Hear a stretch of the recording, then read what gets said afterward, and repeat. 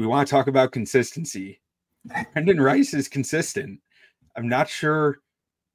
I am really split on him, honestly. Mm-hmm. I thought I had my opinion really locked down after watching some of him this afternoon. And then I looked at his athletic testing after I watched him. And I went, really? Yeah. Like, this guy ran a 4.5, which, slightly below average, pretty generally average, accepted for wide receiver, right? If you're a 4.5, it's okay. 1.55 split, again, just right on the average for this class. Big, 6'2", 210 pounds.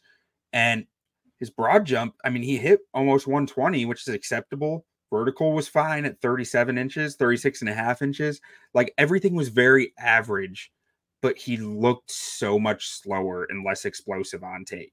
And this is Jerry Rice's son, to be clear. Yeah. So that there's you can tell on tape, he's a hard worker. He's going to do everything he can out there on the field, in practice. He's a real team first guy. Sometimes you can just tell that from the tape, and you can tell on his tape, this guy blocks. Like, I think Lance Zierlein's comp for him was Nick Westbrook-Okene, which makes some sense. I mean, I see that comp with the blocking and the size. Great red zone threat.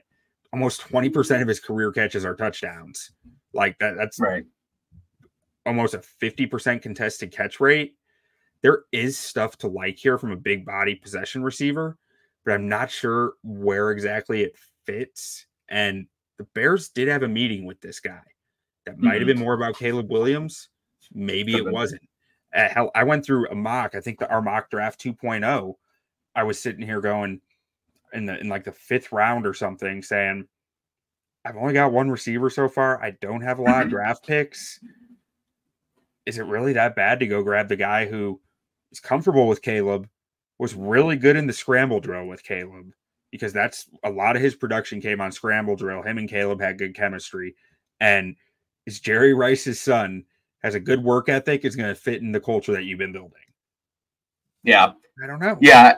I mean, I think you pretty much nailed it. Consistency is a big thing with him. And, he does a lot of those little things like the blocking and stuff like that you like, obviously. And there were times where he's, running downfield and getting open downfield and vertically, despite being a 4-5 guy, which I think, Javon Baker's also a 4-5 guy. I think, that's fine. You can be a 4-5 guy and still be a protective wide receiver.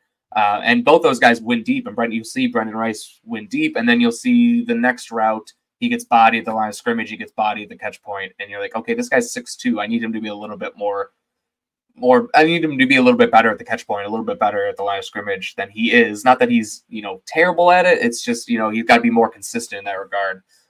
So the way I look at Brenden Rice is, if Caleb Williams says, I want Brenden Rice, draft Brenden Rice. Like, I'm fine with it.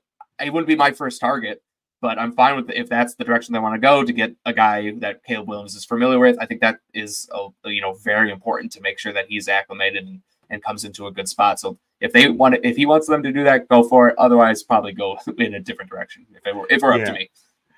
Now, I do think there is an interesting idea here with him of, he played boundary X at USC, right? And that's, his skill set fits that, I guess. But I almost think his best role in the NFL would be as a big slot. Because his change of direction, he got a lot better at it over year from stuff I've read. I didn't go back and watch his 22 yet to double check that, but I'm planning to. And I do think that he, you ask him to go body a slot corner, probably can. I mean, he's basically a small, by putting him in big slot, you're asking him to be a small tight end who doesn't block, Sure. Or who isn't asked to block like a tight end, I should say. And when I was thinking that through, and trying to put a player comp together for our draft guide, which comes out end of next week. Everybody make sure to go to ontapsportsnet.com and check that out. I thought of Jake Bobo, who Shane Waldron drafted last year as a big slot and got some surprising production out of as a rookie in Seattle. So I do think there could be a fit in Waldron's offense for a Brenden Rice. Yeah, that's interesting. And Brenden Rice is immensely more talented than Jake Bobo was.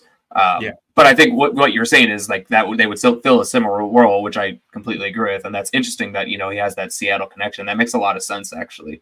So yeah, that could be a route that they definitely want to go. And then in that case, you know, it is another guy you can move around. He can play, he be the big slot primarily, but then he can also go and play on the outside. And the Bears can kind of give some different looks based on whatever alignment they have. So yeah, I think that's actually a pretty good idea.